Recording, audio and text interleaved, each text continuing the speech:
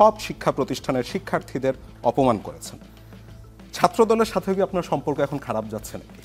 না না, আমরা আমাদের জায়গা থেকে মনে করি না যে কোনো একটা নির্দিষ্ট দলের সাথে সম্পর্ক খারাপ হয়ে যাওয়ার মতো আমাদের কিছু হয়েছে। ছাত্রদল শিবির তাদের সাথে আপনাদের সম্পর্ক এখন কেমন? মানে তারা কি আপনাদের রাজনৈতিক প্রতিপক্ষ নাকি আপনারা রাজনৈতিক মতৈক্যে আছেন?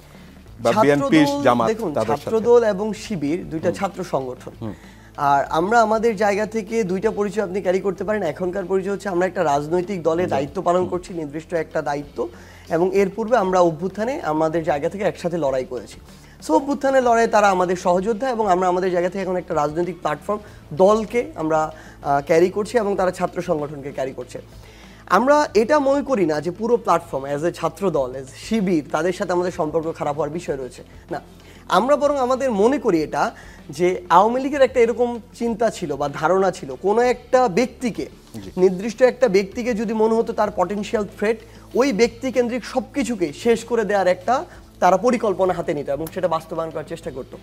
আমি আমার জায়গা থেকে যেমন ওইখানে আমি কিন্তু স্পষ্ট করে বলেছি, ছাত্র তার জায়গা থেকে যদি এটা মনে করে এবং বলে, আমি মনে করবো যে হয় তিনি ভুল বুঝেছেন, আদারওয়াইজ তার জায়গা থেকে ভুলভাবে এটা উপস্থাপন করা হয়েছে।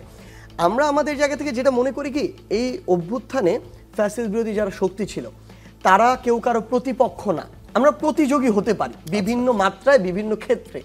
আমাদের ভালো কাজের প্রতিযোগিতা থাকবে কোনো একটা প্ল্যাটফর্মে, হতে পারে বিএনপি, হতে পারে জামায়াত, হতে পারে ইসলামী আন্দোলন বাংলাদেশ, তাদেরও কোনো একটা জায়গায় কোনো একজন ব্যক্তি যদি কেউ সাপোজ কোথাও চাঁদাবাজি করে, কোথাও দখলদারিত্ব করে, আমি তাকে নিয়েও বলবো, সে যেই হোক না কেন, কিন্তু কোনো একজন ব্যক্তি মানে পুরো একটা দল না। এখানে তো হাসিনা না যে হাসিনা মানে আওয়ামী লীগ আর কেউ নাই আওয়ামী লীগে, তো ব্যাপারটা আমরা এরকম মনে করি না। এইটুকু সমালোচনা, গঠনমূলক সমালোচনা নেওয়ার আমাদের মানসিকতা থাকতে হবে। যদি আমরা একজন ব্যক্তি মানে পুরো একটা ছাত্র সংগঠন মনে করি, তাহলে আলটিমেটলি এই দায় আমি কোনোদিন বহনই করতে পারবো না, ছাত্রদল এটা পারবে না। বরং আমরা আমাদের জায়গা থেকে মনে করি এটা যদি একটা সুষ্ঠু তদন্ত হয়, সিসিটিভি ফুটেজও দেখা হয়, তাহলে ওই ছাত্রদলের ওই ব্যক্তি, ওই শাকিলের এটা তদন্ত সাপেক্ষে তাদের সাংগঠনিক ব্যবস্থা নেওয়া উচিত। যদি না নেয়, আগামীতে রাজনৈতিক পরিস্থিতি তো আরও ডে বাই ডে আরও কঠিন হবে। সেই জায়গায় এরকম অসংখ্য ঘটনা ঘটবে যেটা দিন শেষে তাদের পুরো প্ল্যাটফর্মের যে ইমেজ সেটাকে ক্ষুণ্ণ করবে। আপনি ছাত্রলীগের রাজনীতির সাথে কতদিন জড়িত ছিলেন? আমি আমার জায়গা থেকে এটা ঢাকা বিশ্ববিদ্যালয়ের এই শেখ হাসিনার রেজিমে কেউ হলে থাকবে আর ছাত্রলীগের রাজনীতি করবে না, মানে প্রোগ্রাম গেস্টরুম করবে, এটা কোনোদিন সম্ভব না। 2017 সালে আমি প্রথম বর্ষে ভর্তি হই, 2017 সালে এটা শুরু হয়, তৃতীয় বর্ষ পর্যন্ত এটা অনেকটা বাধ্যতামূলক থাকে, একদম বাধ্যতামূলক, আপনার করতেই হবে। তো তৃতীয় বর্ষে যখন না করেও তো থাকে অনেকে, না এটা কোনোদিনও সম্ভব না। যে হলে থেকেছে প্রথম দ্বিতীয় বর্ষ হলে থাকবে, গেস্টরুম প্রোগ্রাম করবে না, এটা কোনোদিন সম্ভব না। যে এটা বলে সে মিথ্যা বলে। তৃতীয় বর্ষে যখন 2019 সালে ডাকসু হলো, এরপর থেকে আমার ওই অ্যাক্টিভ যে রাজনীতি এটা থেকে সরে আসি, এবং 22 সালে আমি ঘোষণা দিয়ে সরে আসি। কারণ 22 সালে আমি খুব স্বাভাবিকভাবে ওই সময়ে যখন আমি ডাকসুতে ইলেক্টেড হই, আমার একটা বিবেকের তাড়না তৈরি হয়েছিল যে ঢাকা বিশ্ববিদ্যালয়, আমি ঢাকা বিশ্ববিদ্যালয় স্টুডেন্ট আলাদা বিষয়, কিন্তু ওই স্টুডেন্টদের মধ্যে আমাকে আমার হল সংসদে সর্বোচ্চ ভোট দিয়ে নির্বাচিত করা হয়েছে, আমার একটা দায়বদ্ধতা আছে, জবাবদিহিতা আছে। সো বিবেকের তাড়নায় আমি ছাত্রলীগ বলেন, আওয়ামী লীগ বলেন, আপনি আমার টাইমলাইন এখনও গেলেও দেখতে পাবেন, আমি সচরাচর বিরোধী দলগুলো যেভাবে সমালোচনা করতো তার চেয়েও কঠোরভাবে সমালোচনা করতাম। কোনো কালেও আমার কোনো পোস্ট ছিল না, না হলে, না বিশ্ববিদ্যালয়ে, না সেন্ট্রালে, কোথাও কখনো কোনো পোস্ট ছিল না। এবং 8-10টা যেরকম মানে যারা স্লোগান দিত বা হচ্ছে কর্মী ছিল, স্লোগান দিত না, অ্যাকচুয়ালি কর্মী ছিল, অংশগ্রহণ করতো, তাদের মতো একজন ছিলাম। কিন্তু সমস্যা যেটা হয়েছে, যেহেতু ডাকসুতে আমার ওই জায়গায় আমি নির্বাচিত হই, ওটা ছাত্রলীগের প্যানেল ছিল, আমি স্পষ্ট করে বলি, 13 জনের মধ্যে ছাত্রলীগের প্যানেল থেকে 7 জন নির্বাচিত হয়েছিল, তাদের মধ্যে আমি একজন ছিলাম, বাকিরা নির্বাচিত হয়নি। যার যোগ্যতা ছিল, ওইটুকু ফেস ভ্যালু ছিল, ব্যক্তিত্ব ছিল, তারা নির্বাচিত হয়েছিল। এবং অমর 21 হলে, 18টা হলের কথা বলতে পারবো না, 21 হলে ফেয়ার ইলেকশন হয়েছিল, এটা যে কেউ স্বীকার করবে। তো ওইটার জায়গা থেকে আমাকে ছাত্রলীগের বড় নেতা বানানো হয়, কিন্তু আমার ছাত্রলীগের সরাসরি কোনো পোস্ট ছিল না। যেটি বলছিলাম যে ছাত্রলীগের ওই সময়ের নেতা থেকে এখন একটি দেশের রাজনৈতিক দলের আপনি শীর্ষ পর্যায়ের নেতা, তো তখনকার আদর্শিক জায়গার এখনকার আদর্শিক জায়গার মধ্যে পার্থক্যটা কি আপনার নিজের মধ্যে? দেখুন, আদর্শিক আমার যে জায়গাটা, আদর্শিক জায়গাটা আমি যদি আমার জায়গা বলি, আদর্শিক জায়গা আমার একটাই। কোন জায়গা থেকে একটা? আমার সবার আগে সবচেয়ে আমার কাছে গুরুত্বপূর্ণ হচ্ছে আমার বিবেকবোধ। আমি যদি দেখি এটা ন্যায়, এটা ন্যায়, আমি যেটাকে দেখবো অন্যায়, সেটা অন্যায়।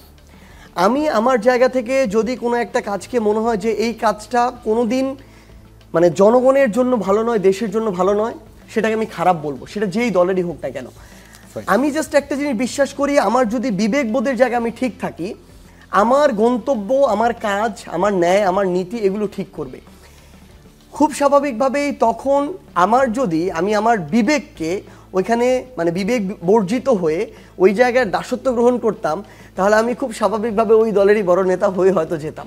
কিন্তু আমি সেটি করতে পারিনি বলেই এই অভ্যুত্থানে প্রথম দিন, যেদিন এই অভ্যুত্থানের 5ই জুন প্রথম দিন যখন আমরা একসাথে বসি, 6 জুন সকালে যখন প্রথম একসাথে বসি যে 6 জুন দুপুরবেলা 3টায় আমরা শহীদ মিনারের প্রথম প্রোগ্রাম করব, ওই দিন আমি আমার জায়গা থেকে লিড করতাম না। তো সবচেয়ে বড় কথা হচ্ছে ওই দিনও কিন্তু ওই ডে 1 থেকে আমার অসংখ্য থ্রেট ছিল। কারণ ওই টাইমে জুলাই মাসের প্রথম হাফে কেউ কি চিন্তা করেছিল খুনি হাসিনার রেজিমের পতন হবে? এবং এটা যদি না হতো, খুব স্বাভাবিকভাবে ওই মানুষগুলো সবচেয়ে বেশি শাস্তির সম্মুখীন হতো, যেই মানুষগুলো আগে ওইটাতে ছিল ওখান থেকে বের হয়ে বিরোধিতা করে এটাতে এসেছে। সো ওই বিবেকবোধের জায়গা আমি যদি ঠিক থাকে, আমি মনে করি এটাই আমার পথ। যেহেতু অনেকদিন ছাত্রলীগ করেছেন এবং পরবর্তীতে এখন আপনাদের আচরণেও সেই ছাত্রলীগের একটি ছায়া দেখা যাচ্ছে, এমন অভিযোগ সম্পর্কে আপনি কি বলবেন? আমি এক্ষেত্রে কিছু উদাহরণ দিতে পারি। যেমন ধরেন, আপনারা এখন বলছেন যে একটি দলকে রাজনীতি করতেই দিবেন না, এবং যেটা আওয়ামী লীগ একটা সময় করতো, যে বিএনপি এবং জামাতকে তারা রাজনীতি করতেই দিবেন, এবং এই ক্ষেত্রে কিন্তু আদালতের কোনো রায় নেই। আপনি বলছেন যে মিডিয়াগুলোকে শায়েস্তা করতে হবে, এবং সেই ক্ষেত্রে আপনি অনেকটা ভবিষ্যৎ বক্তার মতনই বলছেন যে 10 বছর পরে তারা আমাদের নাশকতাকারী হিসেবে না হলে চিহ্নিত করবে। আপনি বলছেন মানে যেমন ধরেন হাসিনার বক্তব্যের উপর তো আমার আপনার কারো কোনো রকমের কোনো কন্ট্রোল নেই, সেই বক্তব্যের প্রতিক্রিয়া আপনারা ধানমন্ডি 32 নম্বর ভাঙতে চলে যাচ্ছেন, নিজেদের ন্যারেটিভে অটল থাকছেন নির্বাচন ইস্যুতে, এবং অনেকেই বলছেন যে বিরুদ্ধ মত হলে। যেমন আমরা আমাদের জায়গা থেকে ওই সময়েও দেখেছি অনেক মিডিয়া অনেক চেষ্টা করেছে সত্য ঘটনাগুলোকে তুলে ধরার, রাজপথে যা হয়েছিল, যেভাবে খুন হত্যাগুলো হয়েছে এই অভ্যুত্থানের সময়। অনেক মিডিয়া অতি উৎসাহী হয়ে এই মিডিয়াগুলো মানে একদম হাসিনাপন্থী হয়েছিল, সেভাবেই ন্যারেটিভগুলোকে সামনে নিয়ে এসেছে। অনেক মিডিয়া হাউসের সিইও, অনেক মিডিয়া হাউসের মালিক ওই অগাস্টের শুরুর দিকে যখন শেখ হাসিনার সাথে একসাথে বসে ওই যে একদম বড় একটা হলরুমে ছিল, হ্যাঁ, সেই জায়গায় এভাবে বলেছিল যে এই জিনিসগুলোকে আমাদের মতো নাকি সন্ত্রাসীরা আমরা এরকম করে হত্যাকাণ্ডগুলো চালাচ্ছি চারিদিকে, এভাবে বলা হয়েছিল। ওই মিডিয়াগুলোকে আমরা মনে করি যেই মানুষগুলো, মিডিয়া তো একটা বড় প্রতিষ্ঠান, সব পরিবর্তন হয়ে গেছে না, কখনোই না। আমি এটা, আপনি যদি এটা বলেন বড় বড় পরিবর্তন আসলে 71-এ আসলো, সময়তে আসলো। শুনেন, আমি আপনাদের বিরুদ্ধে অভিযোগ আছে, আপনারাই নাকি আবার যে বলছেন যে লোকজন এভাবে এভাবে আমরা কেন বলবো না? আমরা কেন বলবো না? যারা এই কাজগুলো করেছে এখনো যখন তাদের 70-80% 90% থেকে যায়, আমরা কেন বলবো না? আপনি যেটা বলছেন এটা কোনোদিনও সত্যি নয় যে ওই হাউসগুলোতে বড় বড়